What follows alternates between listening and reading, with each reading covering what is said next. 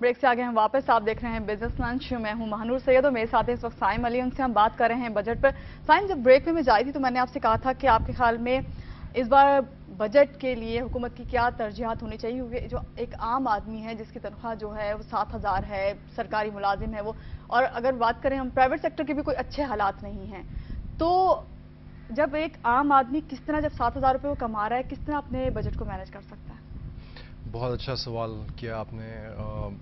To be very honest with you, مجھے تو نہیں پتا کہ کس طرح مطلب اپنی تنخواہ پہ میرے لیے اتنا مشکل ہو چکا ہے. جس ریٹ سے مہنگائی بڑھ رہی ہے, وہی کھانے پینے کی چیزیں آپ دیکھ لیں, صرف ہم دودھ ہی 70 روپے کلو مل رہا ہو, 20% مہنگائی ہر سال ہوتی ہے, تو کس طرح کر سکتے ہیں؟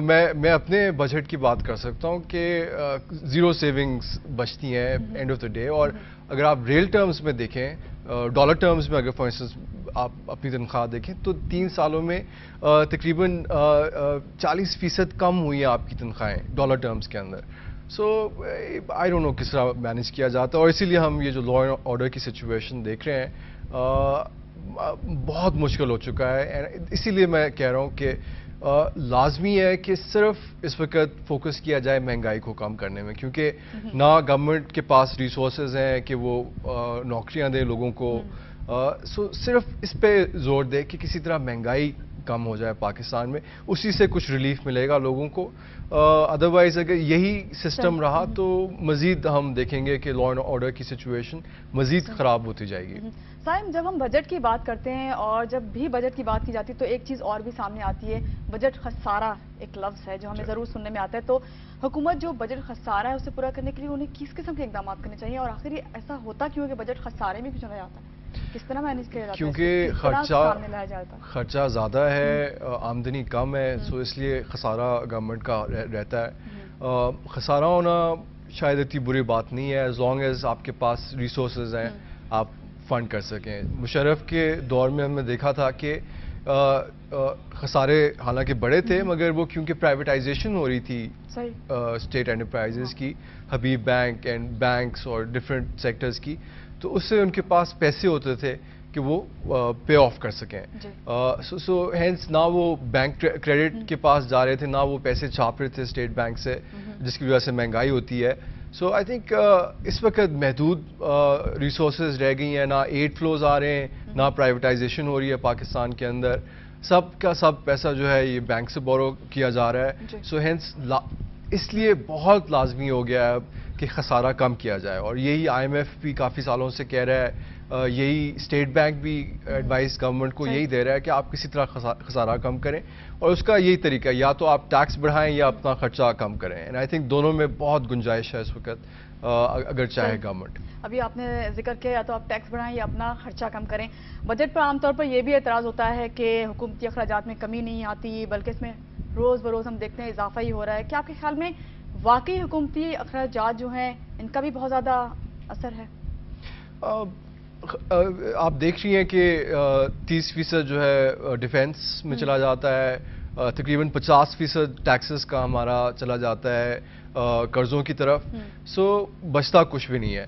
سو اس کو اب کم کرنے کا طریقہ یہی ہے کہ آپ اپنے قرضے کم کریں, اور قرضے زیادہ تر ڈومیسٹک ہیں, فورن قرضے نہیں ہیں ہمارے اتنے زیادہ. زیادہ تر جو قسطیں ہم دیتے ہیں ہر سال گورنمنٹ وہ ڈومیسٹک مارکیٹس کو پے کر رہی ہوتی ہے. سو روپی ڈیٹ ہے یہ. سو اس کا سب سے آسان طریقہ یہ ہے کہ آپ کسی طرح ریٹس نیچے لے کے آئیں. جس طرح ابھی امریکہ میں ہم دیکھ رہے ہیں وہاں پہ بھی قرضے بہت زیادہ ہو گئے ہیں, مگر گورنمنٹ مینیج کر رہی ہے by keeping interest rates at zero.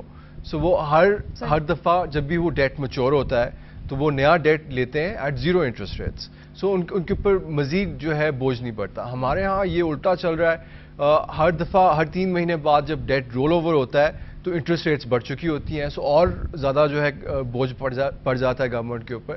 سو بڑا لازمی ہے مہنگائی کنٹرول کریں, انٹرسٹ ریٹس نیچے لے کے آئیں, اس سے اسپیس بنے گی گورنمنٹ کے پاس.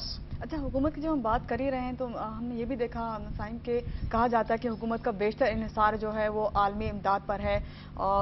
کیا ایسا ہے, اور اگر ایسا ہے تو اس کی وجہ کیا ہے؟ اس کی وجہ یہی ہے کہ ہمارے خرچے جو ہیں نہ صرف ابھی بلکہ 30 سال 40 سال سے جو ہم دیکھ رہے ہیں بہت زیادہ رہے ہیں، جبکہ ٹیکس کے اوپر ہم نے کچھ بھی نہیں کیا. اور اس کے ساتھ ساتھ ہماری جو پبلک انٹرپرائزز تھیں، جس طرح اسٹیل ملز ہے، ریلویز ہے، پی آئی اے ہے، یہ جو ہے آہستہ آہستہ یہ بھی انفیشینٹ ہوتے گئے ہیں، یہ بھی خساروں میں جاتے گئے ہیں. کہ بالکل ناپید ہو جائیں گے کچھ حد تک، کیونکہ اتنا خسارے میں جا چکے ہیں تمام ادارے. اور آج تو جو ہے ان سب کمپنیز کا خسارہ ملا لیں آپ تو تقریباً 300 بلین روپے کے قریب بنتا ہے ایک سال کے اندر. سو اتنا تو آپ نہ صحت کے اوپر نہ تعلیم کے اوپر خرچ کرتے ہیں، جو آپ صرف ان کمپنیز کو چلانے کے لیے استعمال کر رہے ہیں. سو آئی تھنک انیفیشنسیز ہیں ہمارے سسٹم کے اندر، ویژن نہیں آئی گورنمنٹ کی، اور اس کی وجہ یہی رہی ہے کہ آسان ایڈ ملتا رہا ہے ان کو، آسان قسطوں پہ 2-3% انٹرسٹ ریٹ کے اوپر ملتا رہا ہے. اینڈ انفارچونیٹلی وہ پیسہ انویسٹ بھی نہیں کیا گیا. یا تو ہوتا نا کہ بہت بڑے ڈیمز لگے ہوتے پاکستان میں، فیکٹریز لگ گئی ہوتی تو کچھ فائدہ بھی ہوتا عوام کو، وہ بھی نہیں ہوا. وہ پیسے کدھر گئے، بہت بڑا سوال ہے اس وقت کہ وہ کہاں گئے. اوکے، جواب دے بھی نہیں پاتا کیونکہ سب کو جس کو معلوم بھی ہے کہ کہاں گئے تو وہ جواب دینے کے قابل نہیں ہے. بالکل بالکل. سچائی سے منہ پھیرنا انفارچونیٹلی ہم سب کو یہ پتا ہے کہ پیسے کہاں گئے ہیں، بٹ نہ ہمارے کورٹس کچھ کرتے ہیں اس معاملے میں، نہ ہمارے جو اکاؤنٹیبلٹی بیورو ہے، نہ ہمارے جو اٹارنی جنرل ہیں، کچھ بھی پروسیکیوٹرز جو ہیں. آئی مین نتھنگ گیٹس ڈن. مشرف بھی 10 سال بولتے رہے کہ پیسے چوری ہوئے ہیں، ہم نے جو سزا دیں گے، پیسے واپس لے کے آئیں گے، کچھ بھی نہیں ہوا. سامنے آ بھی جائیں تو سزا تو دینا ناممکن سی بات ہے. بات کر لیتے ہیں، جب ہم بات کرتے ہیں بجٹ کی، اور ہم نے یہ بھی بات کی کہ شروع میں کہ جب ڈیفنس بجٹ کو ہم دیکھیں کہ وہ اتنا زیادہ ہے، اس کے بعد ہم نے حکومتی بجٹ دیکھے، پھر ہم نے کہا جو بچا اس میں کچھ بھی نہیں ہو سکتا. صاف نظر آتا ہے کہ جب ہے ہی کچھ نہیں تو ہوگا کیا. تو پاکستان کے ڈیفنس جو بجٹ ہے اس کے بارے میں آپ کیا کہیں گے؟ ایک یہ جو وار آن ٹیرر جو چل رہی ہے اس کی وجہ سے آبویسلی بہت خرچے بڑھتے جا رہے ہیں. آپ کے جو ہے 18 ڈویژنز ہیں اس وقت NWFP میں، جہاں پہ یا آرمی موجود ہے یا آپریشنز چل رہے ہیں.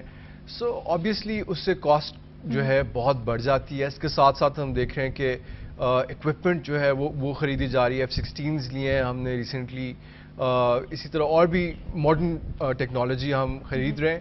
اور اس کی یہی وجہ، کیونکہ یہ جنگ لڑ رہے ہیں ہم، اس کی وجہ سے ہمارے خرچے بڑھتے جا رہے ہیں. شاید یہ سسٹینیبل نہ ہو، اور امید ہم کرتے ہیں کہ آگے جا کے ایٹ سم پوائنٹ یہ خرچے بھی کرٹیل کیے جائیں گے.